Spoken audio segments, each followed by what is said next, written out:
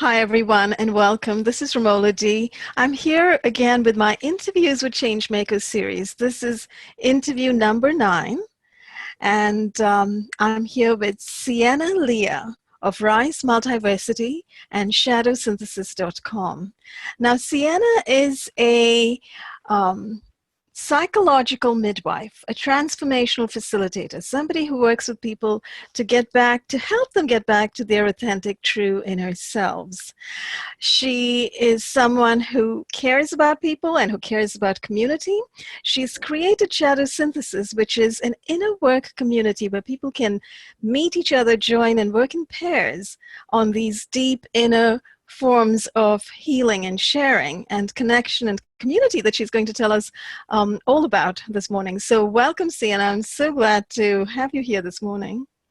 Oh, thank you, Ramola. It's a deep pleasure to be with you. I have great admiration for your courage, your dedication, your brilliance, and the manifestation of all that you're bringing. Great prayer to yourself. We need more Ramolas out there. Sienna, that's very sweet. Thank you. We probably need more Siennas too. I was thrilled to meet you and Anais Salas at the Band 5G and Band Neuro 5D Band Neuro Dues conference that we all participated in recently, and I was especially glad to hear about the work that you were doing. One of the things you mentioned was that you were interested in holding space for conferences like that to be created and for people to come together and to speak openly about issues, that are facing all of us as a human society today. Well, the, what would I call it? The matrix of cruelty, the construct of separation, it is designed to keep us in isolation. One of the biggest tools that they have is to keep us away from one another. Whereas, and we know this as women, I'm not saying men don't know this, but I think women have instinctively operated from this forever, that when you bring people into connection and into communication, healing occurs. The truth is revealed. It's not only revealed, but it's healed. We've been heavily trauma-based, mind-controlled. Everyone has, some to greater extents, certainly, but everyone is in this culture. And that makes us hide with shame and guilt and feelings of worthlessness and fear, tremendous terror of becoming vulnerable and transparent with one another. By design, again, because why? Because those are the tools of healing. And so, yeah, I was doing podcasts. I did Illuminating the Shadowland. That's all up on YouTube. They're great podcasts that bridge a full spectrum of multidimensional shadow exploration. And there are 100 of them on there. Shadowland Voyagers is up there. And the Rise channel, Rise Multiversity channel. And I did that for 3 years solid. I don't think I did as many as you're doing, but I did 100. 3 years is a long time. I think you must have done more. Well, I did a lot. And I got to the point where I just felt like a talking head.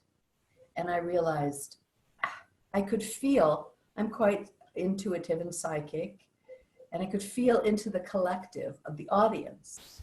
And I just felt the energy just stuck. And, all of the keyboard warriors are sitting there.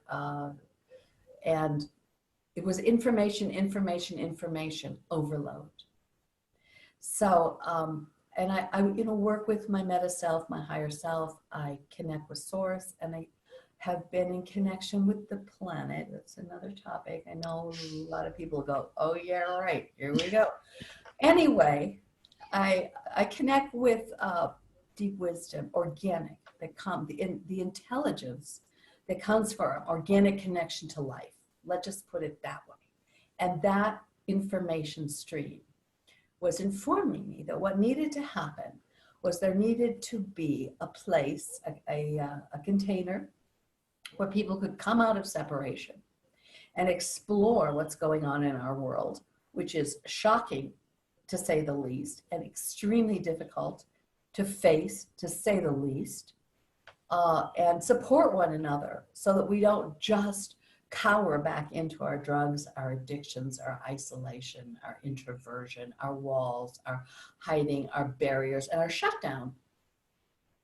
Because why? Because we are the solutionaries, aren't we? Except for we're often so wounded, so targeted, so beaten down, and so, I'm not going to say paranoid, I'm saying genuinely frightened that we stay stuck. And the material in our unconscious and subconscious is where a lot of the deep shadow diving has to go. And to do that, one has to open, one has to develop an intimate relationship with oneself, a self that most of us don't like very much because we've been programmed to do so. And so all of these walls and barriers need to come down. And for the energy to flow, for the soul force, the spirit to reconnect, and for the new reality that we need to birth really quick here to get online. So I kept saying, you know, do it in community, you know, encourage people to speak their truth. And it's been, Rise Multiversity has been a wonderful, wonderful healing experience of just that. I started with Embody You. That was probably 3 years ago by now.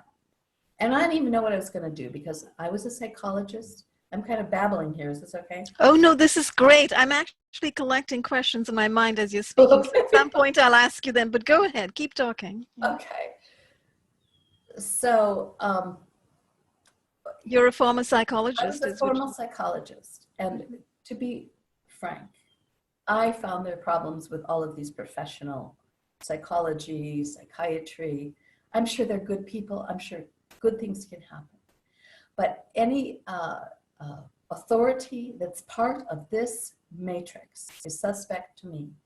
They are the enforcers of the control grid, and you get paid, you get your license to wield your power over people. And so the very nature of the paradigm imposes further suppression, no matter how great you are, in my opinion. That if we're going to birth a new paradigm, it has to be one of equality, where everybody's truth gets to be heard, where you learn from your students, where you admit you're human, where you get to be subjective, where you get to love and care for your students. Whereas, as you know, in these psychological professions, if you love your students, you can be arrested and put in jail for that. You are supposed to be, you know, write your prescriptions, stay by the clock, offer, you know, you can be brilliant analyst, but there's got to be this distance, the professional distance. Well, guess what? What that is it brings people in from the matrix who are broken, and it tries to fix them so they can go back and be good workers, good robot workers in the matrix. When those people start trying to break through to their own truth, watch out. What happens is your programming, your complicity with the matrix is going to shut that down, and you won't even know you're doing it. So we have to create new models where people can be free.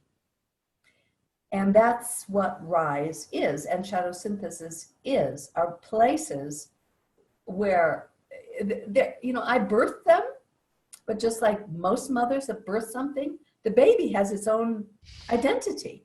Rise is now its own thing. I want it to grow, more mentors come on, more truth be revealed, more forums. I've had this idea of Rise Together, a working title, okay. But it's a place where we come together, and I think this may organically grow now around the 5G call to action, where we're looking at 5G, we're looking at targeting, we're looking at all of this. People are starting to send me letters, information. This is what I'm doing in my neighborhood. Brilliant. We're going to start with a simple page. Come, you have solution, you have something you want to share, you have a project you want people to sign up for. So we become a hub and a network to link solutionaries to potentize. Because why? Because the forces that are creating this massive imposition, they're highly organized. I don't think they're as organized as we think they are, to be honest. I think that's true. They're collapsing and I think they're a mess. But They are on it 24/7, right? They don't go to sleep. You know, their surveillance is in the air everywhere, every second, everything. Non-stop. And we're like, oh, love and light. Let it be. It'll work out. Don't worry. Oh, it couldn't really be that bad. That couldn't be happening, is it? You know, and so we're not organized. We're in denial. It's too much to bear. And then when we have to face it, it's huge for us. And then what do we do? What do we do? So Rise was birthed with the idea of where people come together. They get to take off the cover self. I'm not going to call it a false self. It's a self we were ordered to put on in order to survive the construct. That's a whole big piece of this. We get to drop that. We get to find our purpose and our real energy, so we have passion, so that our life has meaning and that we can do something together. And we're on the cutting edge. We're pioneers. This hasn't, maybe it has been done in other places, but this hasn't been done. What needs to happen now hasn't been done before. And I don't have all the answers, Ramola. And you don't have all the answers. And Alfred doesn't have all the answers. And nobody has all. We all have pieces of this, right? So we need to come together and support each other to birth these pieces, and then coordinate an effort that is relentless, as you are. Look at you every day. How many of these podcasts are you doing? I love it. Thank you. Yes. Well, today's a busy day, Sienna. I'm doing a few today, but you know, today is also an exceptional day. I don't always do 3 podcasts a Every day. day I see you posting, and you're targeted, and you know, you're hit with this and you're hit with that, and you just keep going, and this is what it's going to take, Ramola, and you're modeling it for us. And I want to thank you again. But also, when you really awaken to the truth, a fire, your spirit spark of your infinite knowing, your whatever you want. That's absolutely right. And you know, Sienna, that perhaps is a good place for me to ask my first question based on all of this wonderful information you've just given us. You said that at some point you kind of consulted source, you consulted your inner sources, you consulted higher self.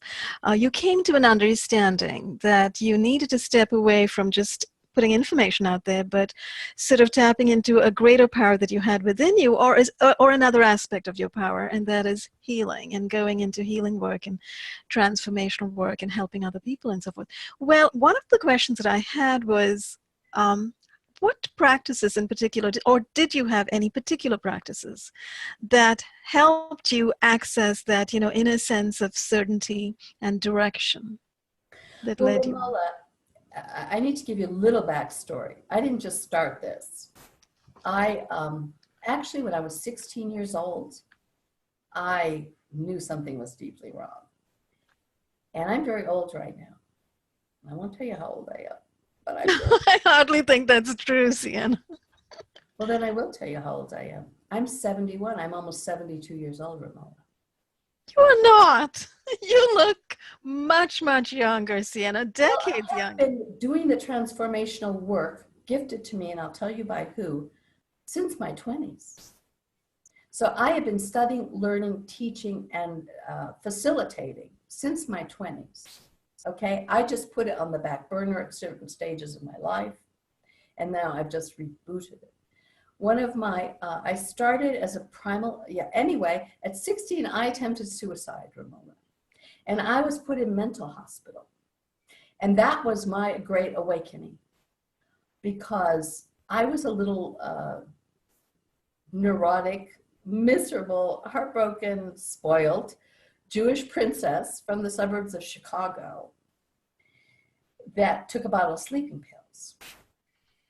And this is, by the way, all in my book, Stealing the Moon, which is... Oh, that's right. You're the author of a wonderful book. Anyway, we'll talk about it shortly. Anyway, I didn't even know anyone else existed, because, you know, the narcissistic, it's all about me, and the rugged individual, the whole American meme of me, me, me. I mean, I got that on steroids in the suburbs of Chicago when I was growing up, which was a lot of my problem. So they put me in the mental hospital with people who were deeply psychologically struggling. And my heart just opened up. You know, I'd sneak in their room and listen to them talking to their shrinks and have private conversation and sit up, and my jaw was just permanently open. It's like, these were the first real people I ever met. people that admitted they were deeply screwed up and were on a journey to try to figure out what's going on. Not that they found any solution in there other than the community of those other people in the same boat. It was a breath of fresh air. The mental hospital was a breath of fresh air compared to the suburbs of Chicago for me. That's very interesting. What? That's very interesting, Sienna, because, you know, you're talking about people in the mental hospital who were unashamed to be themselves and to project themselves as themselves, right? They were being authentic. They were being themselves. They couldn't do anything else, okay? Okay. But I've never seen anybody be themselves. Everybody had the false mask and the plaid, and they were going to be doctors and lawyers. And, you know, I was in a very rich, snooty suburb. It was a beautiful place too in many ways with wonderful people like anywhere else. But the programming was kind of an elite thing. And we were all, you know, learning to be the next elites, right? And that was for me like I was being strangled. I was like, where do you get to live here? Because I came in as a big energy, a big soul ready to complete my journey this lifetime. And I woke, you know, I was strangled from day dot. I wasn't having it. I was a wild thing. I was a wild child. I was fabulous. I'm glad for all of us. So yes, the mental, I mean, after a couple of weeks, they thought I was cured because I didn't want to kill myself anymore. Did they fill you up with drugs during that time? You know, this was in the early 60s. And that wasn't happening that much then. I do not remember them giving me drugs. Can you believe it? Oh my gosh, right now I think that's the first available. That's the first thing they do right now, right? Horrible. Those drugs. I've been on those drugs though. I've suffered from depression and anxiety and many things. I've had a really hard road in terms of psychologically being in environments that were so toxic that I developed a lot of what they call symptomology. And I took their drugs and they just totally cut me off from this organic connection I have with life. And making you way more suicidal than without those drugs. They just like lock you down in this little reality. Yeah, now you can't feel anything, so you can go be a robot. But if you're here on a journey of your soul's calling, those drugs are death. I hate those. So, anyway, that's another topic. So sure. So when I was in my 20s, I took a lot of LSD, to be totally transparent, and it saved my life. I'm not that I'm saying everyone should jump there, right. But I popped out of this whole incarnation and looked at this sad little girl I was, who was so trapped and so sick, and went, I'm not going back in there. Are you speaking metaphorically or literally at this point? Did you have an out-of-body experience? You know, when you take it, it opens you up multidimensionally, so you can engage in a broader view. You can go to places, and people do this now as the veil is lifting without any drugs, which I highly recommend, to be honest. I think those drugs also have damaging effects, long-term damaging effects, but sometimes they're required. So I popped out of that whole lifetime and I spoke with aliens. I know, everybody, don't freak out, who showed me very advanced forms of evolution in other galaxies and places, and were full of love. It was the first experience I had of love. I had never felt love in my whole life.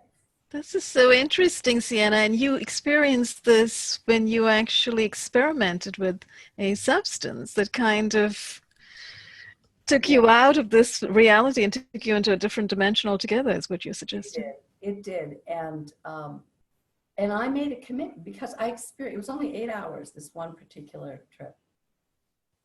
And I was in this zone with these interdimensional, higher dimensional beings, and they were telepathically beaming me love. And I knew at that time, this is your chance. This is where we're supposed to be, in this field of unconditional love. This is health, this is healing, this is wholeness, this is fun, this is bliss. This is where I want to live. So I just made that commitment. I'm done. And a few years later, I was in San Francisco, the summer after the Summer of Love, where that field was already being corrupted by the CIA, and the LSD experiments were part of government things. And there were all kinds of operatives, you know, now creating mutations of this that were really poisoning people. And of course, it turned very dark. And all kinds of memes were introduced to completely take down that incredible, it felt to me to be a wave of feminine energy from the planet, from the divine feminine that was coming in to sort of write the course out of all this patriarchal domination and control and birth this love. And it got co-opted, but there was a moment, there were a few moments where it was incredible. So I've had an opportunity to be outside the construct. I lived with a theater family that for several years. Then we did transformational theater that was outside the construct. Then I went with Aisha Love, and I traveled, and I lived in a castle in Spain, and I became a primal therapist before that, and I had a stepping stone, which was a 15-acre ranch in the 70s in San Rafael, California. There was an extension of primal therapy because I became a primal therapist after I came down from all of that expansion. And I found out that to be black magic, because what did they do? Although it was brilliant and it was liberating, you know, John Lennon went through that. It was like really just rip off the false self and get down to the core wounds, which we do need to do. And we do this now in shadow synthesis. It's an important part of the journey. But because it was male dominated and it was a money-making operation, they would rip off all your defenses, tell you just to kick, scream, and holler, feel the most horrific pain of abandonment, loss, and hopelessness, and say, okay, good, now you're admit, you didn't get love, you're not gonna get love, done, pay us the $5,000, you're out of here. So something in my female soul went, wait a minute, something is deeply wrong here. So I started just holding people, trying to create a container again of love, what the feminine does, right? Absolutely. And I got fired for it. One night I was in a group, you know, they have these people laid on the floor and they're kicking and they're screaming. And I was holding as many as I could, you know? And they said, come into the office. And they said, you're out of here. I said, what? And they said, look, we don't care if what you're doing is better than what we're doing. You ain't doing it here. Because it was destabilizing their client base. Like, wait a minute, all these poor people that thought that being punished was fine, and having to do this all alone and be abandoned and, you know, just feeling it and being left, which is what their life experience at the core wound level has always been, and all they deserve because they're worthless and they just accepted it and got addicted to it. So when I come in and said, there's a missing piece here and it's love, please. They had to get rid of me. Now, a year later, one of those, the heads of that, drove up the long driveway on Lucas Valley Road, where actually George Lucas had his studio way down the other end. And it was a beautiful place. So back in the day, get a whole ranch with a lake and a horse stable and a swimming pool for $1,000 a month. Wow. Sounds incredible. It was amazing. People came and spent a month with me. And I took them through primal, but now we added things. And then Aisha. Anyway, this, I'll just finish. The guy came up the driveway, the head of that thing. And he wanted to work in my center. And I said, wow, that's so much of a fit. But isn't that ironical? After, you know, witch hunting me, firing me, throwing me out. Life is so crazy. Anyway, I met this extraordinary woman. She was a psychic. She was a healer. I'm not letting you even say a word. Did you want to stop? No, I was just marveling at that fact that this man who was from that place came to work with you and wanted to work with you. And, you know, it brings up all sorts of speculations, right? I mean, because we know the CIA's had a hand in everything, so... Oh, believe me. I mean, and, you know, these things run deep. It was all, you know, and the psychological meme, even that. And it was such a new, sensational thing. It was just a rage. People were traveling from all over the world. You know, there was a waiting list, I think, a year long. It was huge because people were so ready to let go of this horrible core wounding that if the charge is not released, is going to be powering negative programming that is self-sabotaging for a lifetime, which is still what I work with in shadow synthesis. I'm just working with it in a very unique way that is outside of the construct. Anyway, so you were tell you one of the great, the two of my most dazzling mentors. One of them was Aisha Love. She's on the other side now. Well, I think she's on the new earth now, but we won't go there. Anyway, she was magnificent. She was a psychic. She was an artist. She was a brilliant, divine, embodied, feminine. I believe she was an avatar. She was carrying the new energetic of the new human. She was living it. She was targeted horribly. She was from a bloodline family, Ramola. And she was attempted murder many times, and every day practically. The woman went through horrific pain, and in the midst of all of it, birthed a new reality that I was privileged enough to learn and to study, to apprentice, to work by her side on and off for 30 years. And those quantum feeling states of animation are a lot of the core of what I do now with clients. And they surface spontaneously, organically, and beautifully, like a dance, out of the contents of our unconscious. And I'm midwife, and I help, you know, a little here and there. I confront a shadow. I bring clarity, and I do it less and less because people get it. Their whole inner world opens out without drugs and allows them to take the journey, become a Shadowland Voyager, take the journey into their own unconscious and liberate all these fractured and dissociated aspects of themselves, the subpersonalities, with all their interference, and heal all of that themselves. Aisha was a real stickler with get out of the way. And, you know, it wasn't all a bed of roses working with Aisha. It turned out that we had this very gnarly past life together that surfaced spontaneously through the whole community, because there was a community of children and adults that worked, and we traveled. We lived in New Zealand, we lived in Spain, we lived in California, we lived in Las Vegas, we lived in Washington State, and we lived in Mexico, and I'm sure I left out a few. And it was very it was a very creative and dynamic exploration in consciousness the whole time. And for a number of years, this lifetime in Egypt surfaced. And it didn't surface initially with me. Matter of fact, I was like, no, no, no, no, that couldn't have been me. I didn't do that. But the children would come home with books from school. They'd fall off the shelves and information. This is all about a point of origin that birthed this control grid, or let's say solidified it, because we know this goes all the way back to the Anunnaki. But this was in Egypt 3,500 years ago with Akhenaten and Nefertiti and Armana. And it's all in my book, Stealing the Moon, what happened there and what happened. But Aisha and I, and the 7 daughters, we all a part of it. And I turned to the dark side out of a lot of pain and selfishness, and was unconsciously the conduit of the energy, the battery. This is where the feminine goes wrong.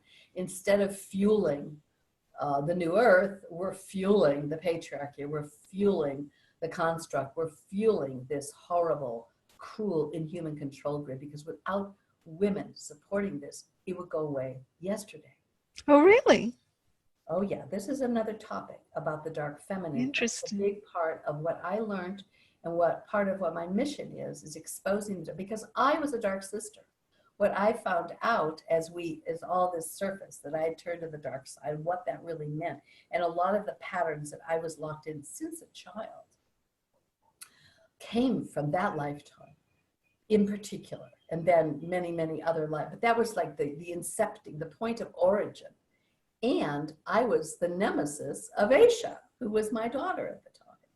So there was a cosmic war between the goddesses, archetypically between she and I, while we were trying to clear that, and she was training, and we were working together. So it was crazy. But it was the core of my work, I would say, comes from that whole education with Asia. And this is something that you kind of woke up to over time, as you say, as you took this journey of consciousness together in community with this group. I mean, it sounds absolutely fascinating. All these travels that you did. And it was, yes, it was fascinating. It was dynamic. It was it was amazing. I've been very blessed. It hasn't been easy by any means, but I have been blessed. And that's why at 72, I look this way, because I have ventured into containers that have been outside this construct. And moving energy, moving these core wounds and breaking the interference right down to the DNA level. I'm still completing now, but I've been doing it because people say, how could you look like you do at 72 years old? I think it's the age is the program. You know, when we get to the point of being wise, they kill us because we could, you know, it's right around now. I'm starting to get my you-know-what together. And can be a powerful force and can articulate, and the fear doesn't have me, and all these dark agendas, they're still there, but they don't have me. They're not in charge of me. And I think that this is generally true, that they've GMO'd our lifespan as one of, because you want dumbed down slaves that will just follow orders, right? yes, unfortunately, I think that's exactly what's going on. And, you know, I think you hit the nail on the head when you said just now that as people get older, they're trying to wipe the older generations out. And it seems like the older generations are indeed being targeted. People in their 40s, 50s, 60s, 70s being targeted particularly in extreme ways. Mm-hmm. So, mm-hmm. And, you know, just as people come into their own and come into their own voice. The elders were the sacred gatekeepers of the infinite wisdom that we all have access to, right to the core of our DNA. It is our birthright to have direct access to enormous information and wisdom without any external education. That's who we are. And you know that that's another thing we've been GMO'd out of, the connection with our meta self. Broken. What do the drugs do? Break us from our souls, break us from our feelings, break us from our connection. All that, when it comes back online, is what we're doing through shadow synthesis.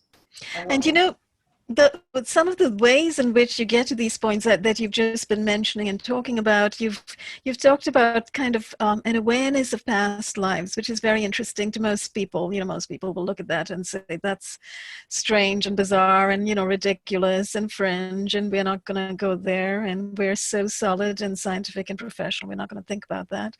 But that's precisely what you're talking about. You're talking about a grid or a matrix of thinking that all of us are sort of inside because of our education, design, putting us in there. No, keep them in their minds.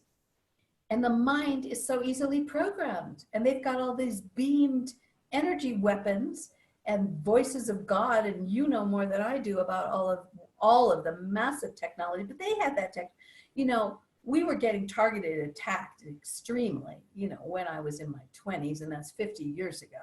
They've just gotten all these new weapons now. I know they've had it for a very long time. The military voice of God technology and putting voices into people's heads with very many different kinds of tech has been around for a very long time. And so think of that. Think of that being in the hands of very dark forces, such as the CIA or, you know, military intelligence. And think of their interest in experimenting non-consensually on people all through time. So, you know, you look at all of the different populations and you think, do people really have psychological problems, or are they being experimented with non-consensually?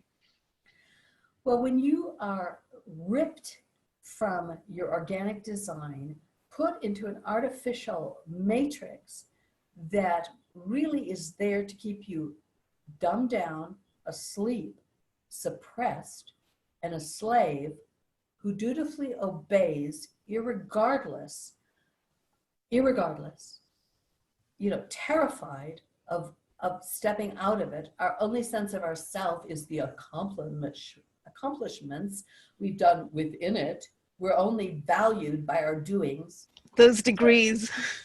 Where it is our being that is the gold and the treasure and the gift and the multidimensional vehicle to break out of the construct. It's our presence and it's our beingness. So of course, that's all the feminine side of us, and that's been targeted into lockdown. That's also where you access your knowing. And they try to make it, oh, that's woo-woo. Yeah, right, it's woo-woo. It's the truth. It's what makes us sane and healthy, and life becomes way fun, and you can believe in yourself and love yourself. And that all comes from our being, the being side, the feminine side. Not to mention that our sexuality has been targeted, while we're on the topic, our sensuality, our feelings, and our connection to source, and our ability to connect to this planet as an organic life form that can be communicated with. The indigenous have a deep, sacred relationship to this planet. And that's all been targeted. All, and women are targeted, children, anybody that has any of that. Why? Because that's the juice. And these beings that are targeting us are not source-based due to the decisions they've made. They're piggybacking off of us, keeping us dumbed down so they can use our energy as fuel to keep this prison system going. And we are dutiful slaves until we're not. It's a process to heal and awaken from this. It's not just a, oh, I see it with my mind. Oh, I watched 1 million podcasts last year and I know everything now. No. Why? Because according to the Matrix movie, Bill Smith is living in us as us. That's real. We are either the victim, the predator, or the rescuer in this lockdown system. So we are either endlessly programmed as victims, which leaves us wide open to targeting and interference, or we have become the controllers. We're the elite. We're the ones locking people down. We're the enforcers. And then we're privileged, and you know, we have all the credit cards and the money and the cars and the pretty girls, and yeah, da, da, da, da. If we get to follow orders, right? And follow the dictates of the system. And they want us to think it's all there is. Yeah, but it's all breaking down, isn't it? And people like you, the insane, blatant targeting of individuals that is global and worldwide, has been on different levels, all from as long as I've been alive. This thing is, you know, oh no, that can't be, but it's coming out. It's unstoppable. We are in the age of awakening. Voices are coming forward, you know, through incredible attack. They're coming forward, they're speaking. This is what they don't want. You know it, because this is going to make, the awakening is on. It is exponentially on. And I just hope people get there's more to this than being keyboard warriors and listening to other people talk. Absolutely. Internal work to do, then external work to do. And you're talking about a long process, a process of listening and a process of being open and opening yourself out and, you know, literally taking the steps that you need to take in order to move to a different, a freer plane of consciousness, really, and achieve those, that movement into a space where you can keep opening out into those quantum states of consciousness, as you just called it. So it sounds like a journey. It's like a long-term journey. So in a sense, you yourself had to go through that journey before you came to that place of figuring out, I need to do this, or I need to move in this direction, or whatever, right? This is so important. And to be transparent, I'm still on the journey, okay? Sure. Okay. And I admit that, you know, when I do my we're work, all on that journey. But take responsibility. If you're wrong, say, you know what, I think I really screwed up there. Yeah. Shadow surfacing, own it. Don't freak out and go in a shame and a blame and a guilt. Just own it, go through it, and move on. Self-love. We're all so damaged. Nobody is not, we are all compromised. And when you use that term shadow self or sub-personalities, Sienna, what exactly do you mean? Do you mean, because I remember reading one very interesting line in either your emails or one in a workshop description of yours where you said the sub-personalities that can sabotage your destiny.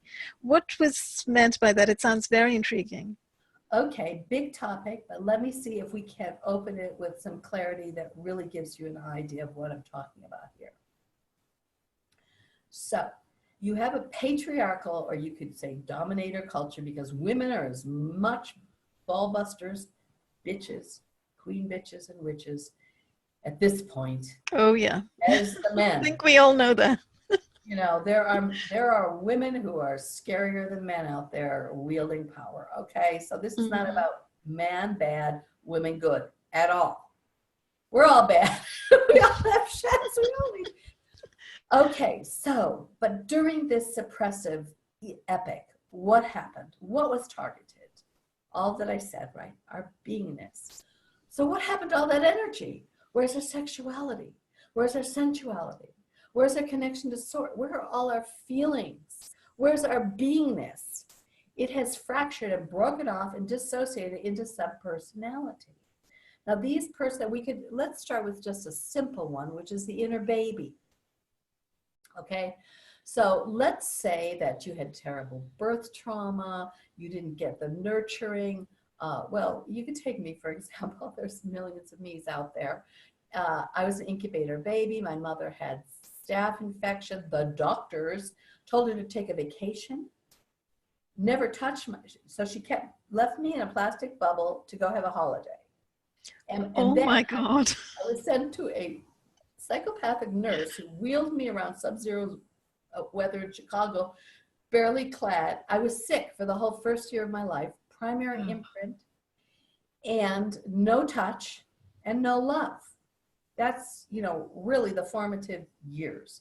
But with the hospital practices nowadays, pull them out, slap them, put them in the other room, give them drugs, shoot them up with vaccines. The trauma is off the chart. So what happens? That vulnerable, beautiful, tender, source-based being cannot cope with that. She has to shut down, dissociate. So you fracture. And also there are all these interdimensional parasites that are ready to jump in. This is in my book too, in the incubator where I reached out and an entity came in. This entity was earthbound spirit that thought she was helping me. I was calling for help. And so she latched onto me. So now, but because she was violating natural law, because she was an earthbound spirit, she ended up using me. She ended up becoming a part of me.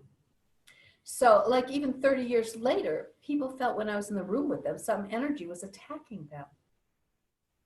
And it was this, I had it all my life. It pushed people away, it sabotaged all kinds of events because that little girl, that little inner baby had fractured out as a sub and had this attachment, this interference, and the two of them were serving the dark side. And how did that manifest in reality in this life material construct? I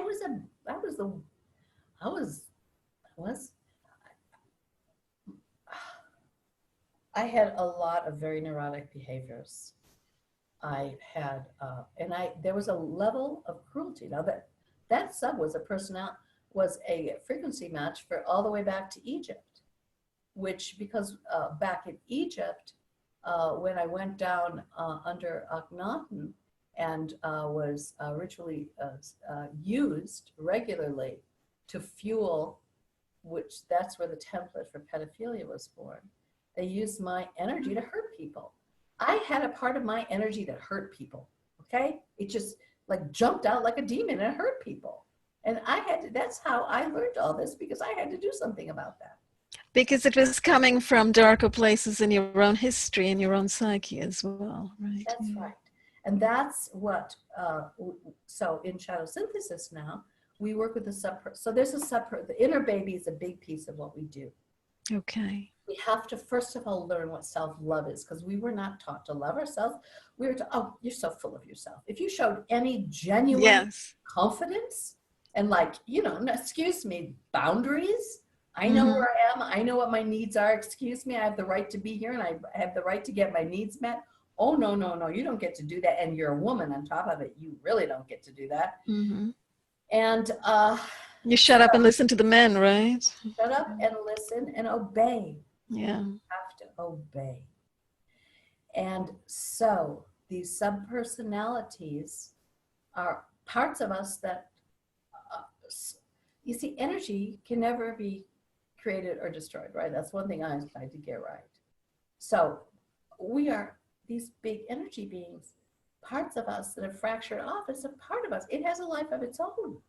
It's doing things, and it is actually running our programming, running our choices, okay, running what we attract.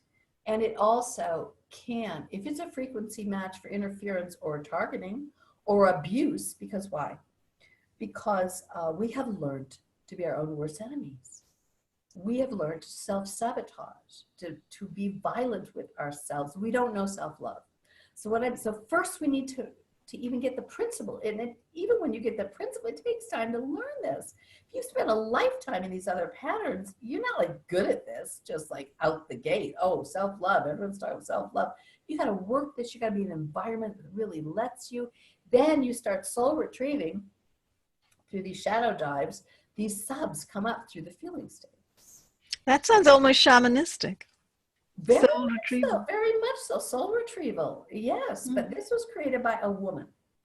Aisha believed that the people that are part of creating the problem are not going to have a solution for us. Oh, no. I agree. Culture that has suppressed the feminine and made feelings bad and wrong, sexuality, any expression of soul and self and embodied reality is bad and wrong. So then, you know, it's scary to find out what these subs are, because they're all bad and wrong, right? And they're all hiding, and they don't trust us because we didn't even know where they're there. First, they were abandoned by mommy and daddy. Let's just stick with this lifetime. And then we abandoned ourselves. We are at the end of the day, we are enforcing our own self-betrayal and our self-abandonment. We are the ones. And so we're holding that resonant frequency, and we attract it. We attract it in. We attract various levels of abuse and targeting. That's a frequency match for our own inner frequency. So this is why it's so important for people who are suffering at any level of interference or targeting. I'm not saying this is the be-all. You just clean this up and you don't have to do EMF protection, or you don't have to watch your diet, or you don't need to move out of the city. Or no, it's not the cure-all for everything, but it's a huge piece to know that this unhealed subpersonality is attracting a world of hurt. So we go in and we say, hey, I'm back, I love you. And it goes, you know what? Get out of my face. Where have you been? You left me here in hell for what, 20, 30, 40, 50 years, and now you're back and I'm supposed to do what you said. No, so it's a relationship. You have to go in every day and heal. And when the sub is, or let's say the inner baby is healed significantly, then you deal with the layers of interference it's holding on to, whether it's an entity, an ancestor, whether it's a frequency match for past life abusive situation, whether it's an aspect of your parents, because often we are internalizing. I mean, we're incredible, complex beings. Sometimes we take on a part of our mother's pain body, so she'll love us. We do all kinds of crazy things as children, trying to get them to love us because we cannot face, well, guess what? They're just incapable of love, okay? They're incapable of it. They were wounded. They were abused. Get over it. No. A little infant, if she gets or he gets, your parents will never love you, they will die. It's called failure to thrive. They have to have hope. So what's the first thing that happens? We get programmed into living a lie. We get programmed into living not in reality. Our sub is over there with the truth, and we don't even know it exists.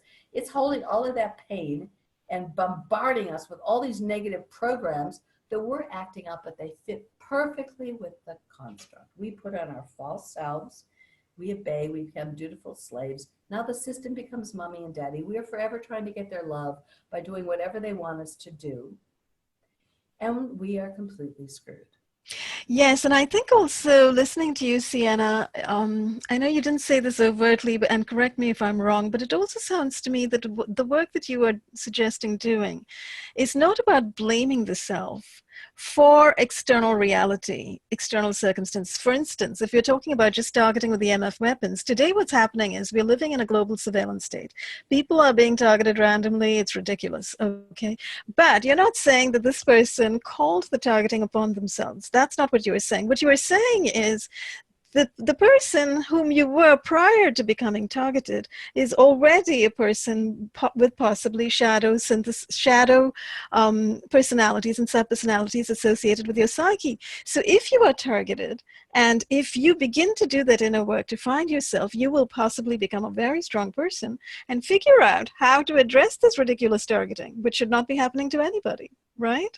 Right, and your own being needs to determine that. You may become a Ramola, you know, and decide, guess what? I ain't taking it anymore. I'm blowing the whistle on that. They are I done. think Ramola was Ramola from the day I stepped out of the womb. So, Yeah. Oh, well, I'm going to interview you. We're going to talk about okay, that. no I problem. want to hear about that. You're absolutely right. No, I am absolutely not saying this is your fault. You're only getting targeted because you were a bad girl. No, but what I am saying You is, know, that old karma thing is like, you know, you attract the frequencies to yourself. You did it. That's the blame game as far as I can tell. it's tricky because we are doing it. However, we were programmed to do it. We didn't like wake up one morning and I think that I will fracture my soul and be in such hell that I think it's all I deserve and that's all I'll bring to myself. That sounds like a fun lifetime. I think I'll do that. Yeah. Like, no, we were beaten into these things. And we need to shore up those leaks because they are holes in our energy field that bring in targeting.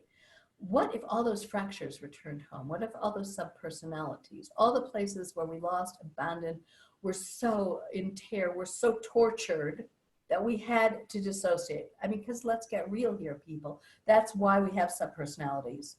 We were tortured and broken apart. Okay? Yes, and in fact, you know, Sienna, what I'm thinking also is there are thousands of people who haven't awoken yet, or who've chosen not to wake up, who are still compliant, who are staying within the system, and who are listening to the so-called authorities, you know, the matrix minders, and they're staying under. Now, those are the people, when you are speaking, that I'm thinking about. If those people would consent to explore their own inner selves and find their own inner power, they would find their spine, they'd find their conscience. They would not go around attacking other people in their neighborhoods, you know, as is currently going on. This is so true because at the end of the day, what do you discover?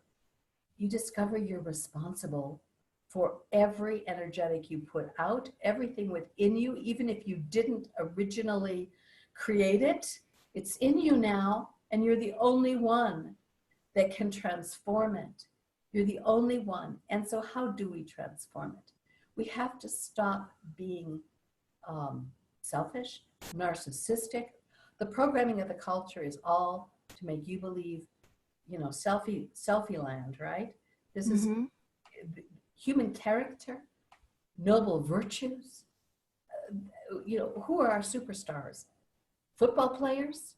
Beyonce?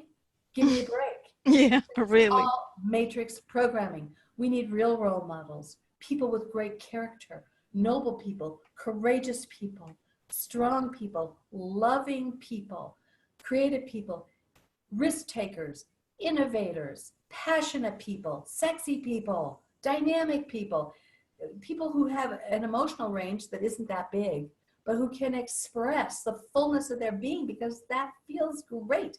At the end of the day, all these subpersonalities need their time in the sun. They need to express. How do we heal this? Through expression.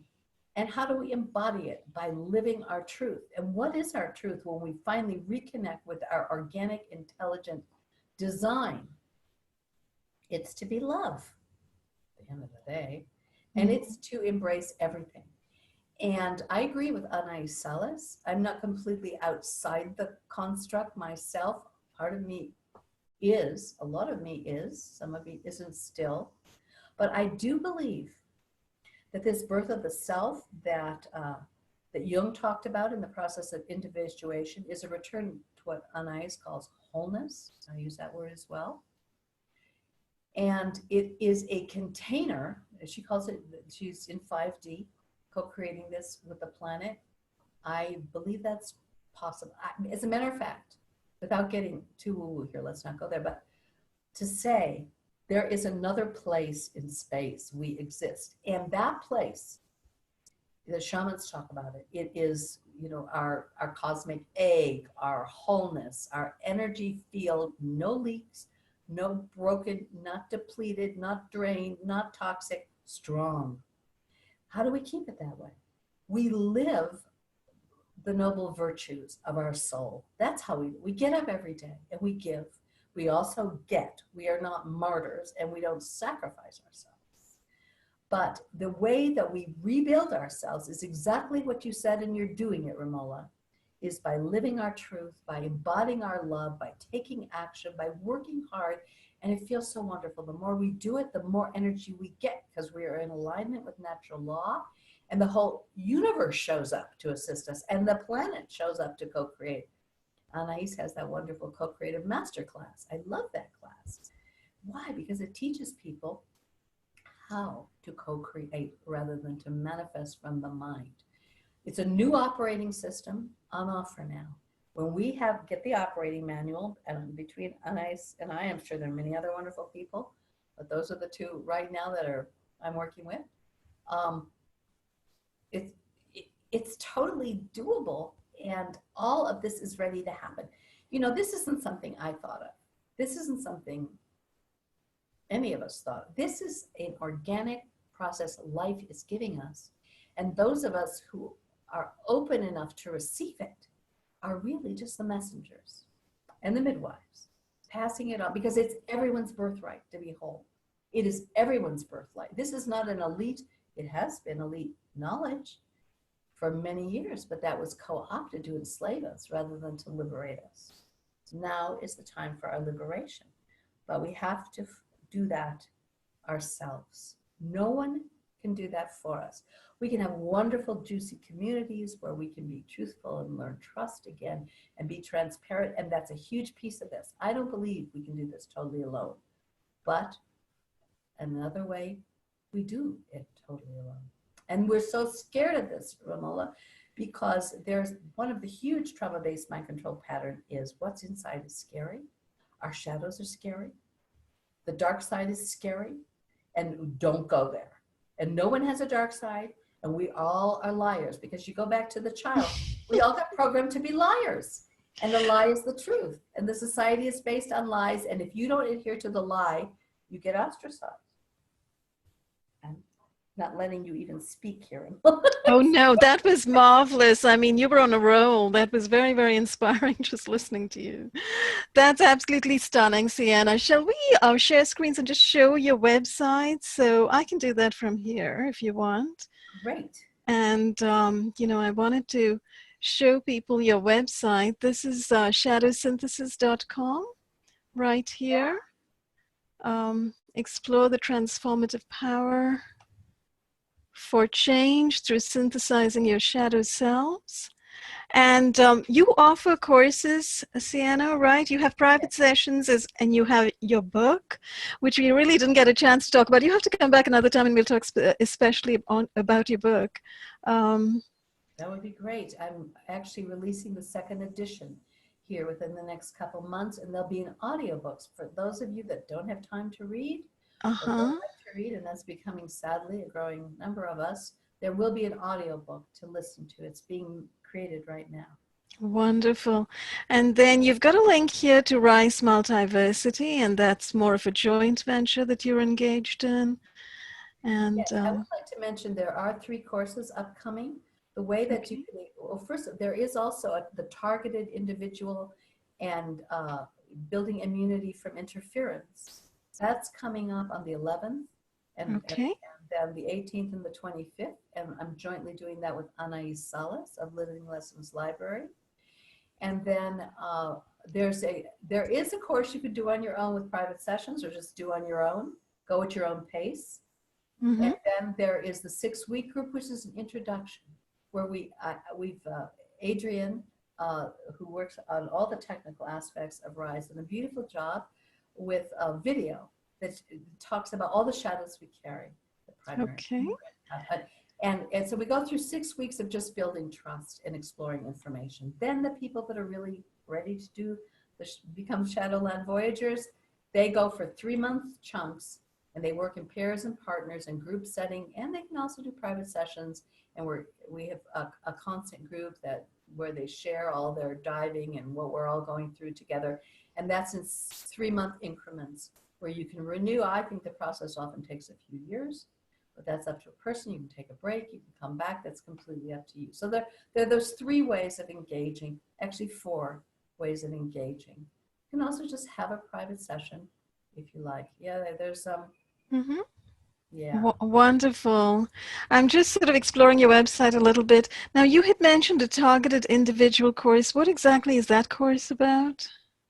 It should be in there by now. Oh, I guess, I'm not entirely sure where to look. I'm possibly not looking in the yeah, right actually, I place. think we'd have to go to, I'd have to go to my, let me see if I can get there. You can share screens if you like. I'll stop sharing. Yeah, let me do that. Just give me a minute. Sure. I have to go down here because we just designed the landing page last night and Adrian did a fabulous job. So I just need to surface that, Mm-hmm. open it, and then I'll share a screen in just a second.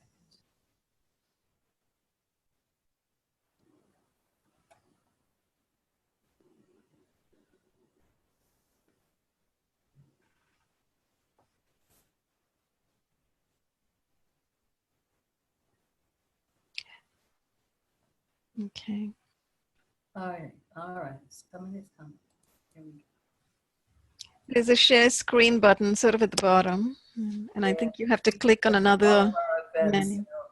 I kind of know about this. Oh, okay. Yeah, sorry. Hopefully. Well, we've had a great connect today. This is wonderful. Yes, this has been absolutely wonderful. Thanks so much for spending time and talking. I'm sure people are very intrigued by everything you've been speaking about. And, I hope lots of people sign up for your courses. So here's building immunity from interference and targeting. Those are the Mm-hmm. dates. And yeah, it's so the people that have all this targeting going on, I'll take half of the time just to talk about a lot of what we've talked about here. Maybe Mm-hmm. do a quick exercise or 2, and then Anais will do her amazing work in regards to this topic as well. So yeah, this is available now. Um, And these are online courses or webinars that people can attend and yes, yes, this is all online. So you're going to be in a room from people all over the world. It's absolutely fabulous. And we will be doing retreats, and we will be doing,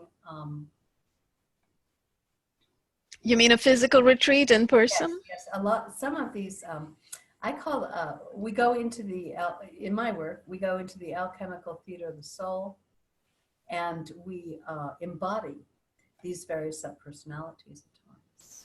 And we move the energies and we do the feeling states. And I'm hoping to have, at least by 2019, be out and about meeting people and doing the live work as well. It's incredible how much we actually do.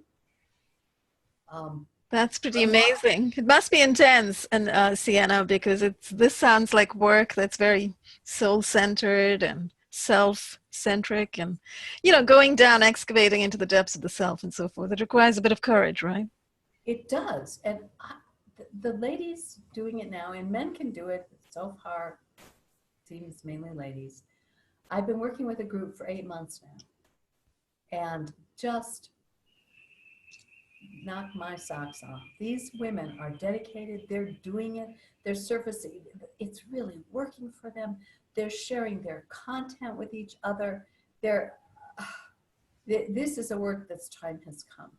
And literally, with the changes to our planetary mother and the awakening of humanity and our understanding now of this full spectrum dominance on every level, and then moving through these layers, it's just blowing my mind. It's hard work, but I love it. It's wonderful. And there are people who actually are, strong enough and at the right moment in their lives to actually commit to it.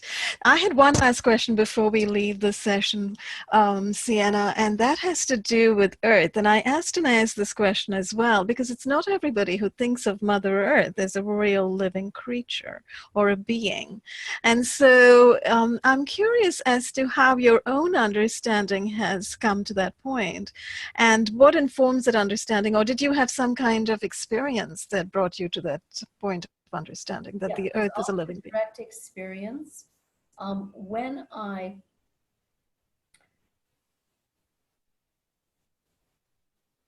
discovered the deep shadows that I carried, I took myself off onto a spiritual, what do you call it when people take time off of work and they take a, I forget. Anyway. A respite, a retreat, a holiday, a vacation. It wouldn't be a vacation. It's more like the word is just, they take themselves off on a time of spiritual cleansing, spiritual, their words. Anyway, I did it for a number of years. And I went completely alone into the Baja. I mean, I had a few friends there, but I was mainly me in the ocean and the sand.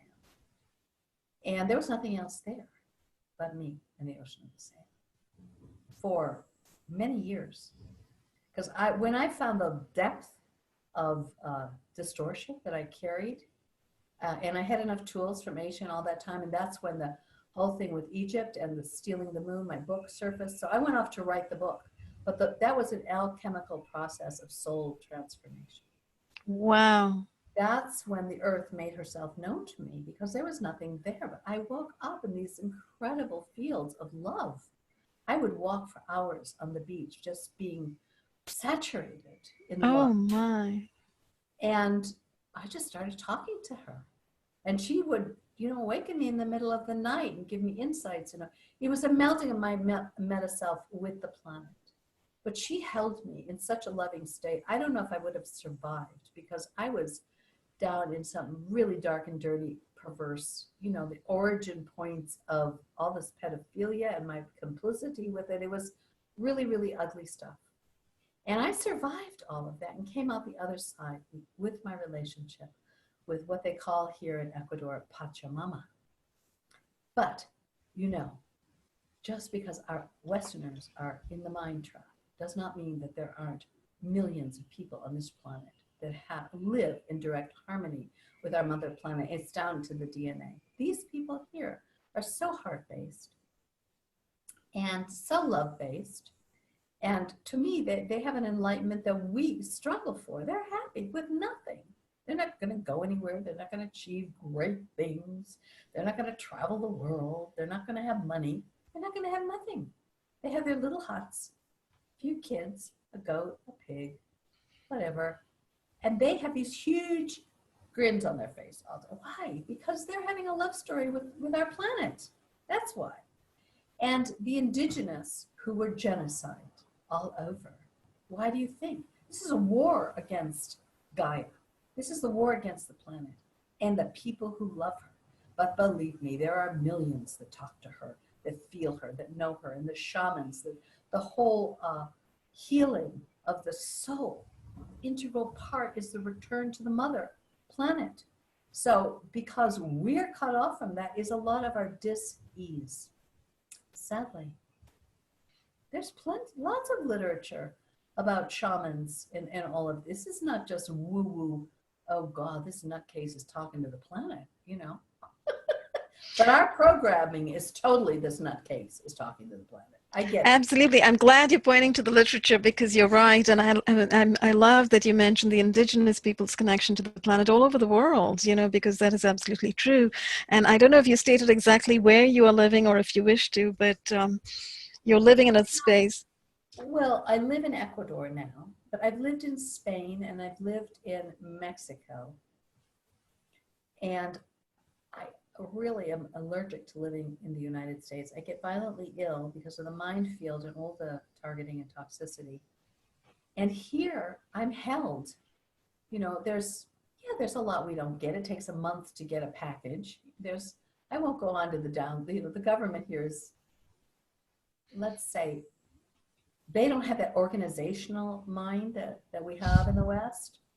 So trying to get anything done here is challenging. Well, I'm from India, I experience Okay, well, that in India all the time. it's just like, it's so frustrating. But when you balance just the joy and being alive and in being co-creative in this organic design, that they haven't put it all under concrete and cement. I'm high up in the Andes Mountains. There's rivers, there's streams, there's gorgeous It's this sense of the sacredness. And there are people that are flocking here from all over the world to escape the construct and the matrix. We're terribly, a lot of targeted individuals come to this valley, Ramola. Very interesting, Sienna. Because why? Because this is the sacred valley of longevity that I'm in. This was on the path of the wounded warrior for pre-Inca. So there's some magnetics here that are powerful. And the shamans here, they come, the Kero, the Goji, they come and they hold ceremony here. And there's of course a lot of plant medicine, and that's another story. But people come to have their children here. It's safe largely. There is crime, but it's safe largely to have your dogs and your children playing on the streets at 10 o'clock at night while they're playing. It's just life gets to breathe here. This is very, very important. It is. It is. We don't get to breathe out here in the US. You know, we get to run from one thing to another. But I think what you bring to us, and what, you know, others who are living in cultures that are quieter bring to us, is that these things are very important. And the connection with the earth that you're talking about, I mean, that's a marvelous story. I love hearing that. And, you know, that's also a reminder that connection to the earth can also save us, you know, and can bring us to a space where we can address the situation that we are faced with mutually and communally together. Well, you know, this is a big topic, and I know Anaïs's work goes into this, and it comes up spontaneously as people do the synthesizing of their shadow selves. The relationship to Gaia is central to this work as well. And this is, you know, probably another topic. But yes, absolutely. And let's talk about it off camera as well. She's awakened. She's in correction. She's upgrading she's a huge force of healing. She wants us to co-create this change with her. Wonderful, wonderful. I'd love to share some ideas with you about running workshops around that subject, but I'll talk. Well, I would, yes, I'm totally open to that. I keep getting called now to travel and to meet people in person to do this work. And then the online keeps us together in between our connection. But connection. This is, and co-creation, you know, this is my work. And Anaïs has phenomenal courses on all this as well. Wonderful. Sienna, I'm so honored and privileged to know you. I thank you so much for your time today and spending this hour talking about your work and giving everybody such hope. And, you know, I really look forward to further conversations and working together and collaborating with you.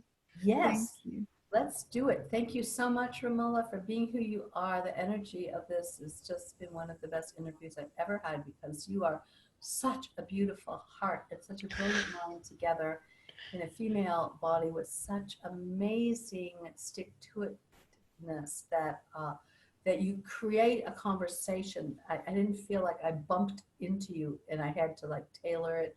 Oh, I hope not.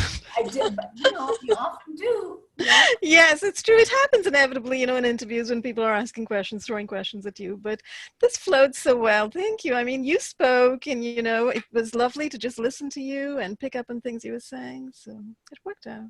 Bless you, and bless everyone out there. We can do this. Wonderful. All right. Thanks so much, everyone, for watching. Thank you again, Sienna. We'll see you again very soon. Okay. Thank you, Ramola. I know you have another interview. Bye-bye. Bye.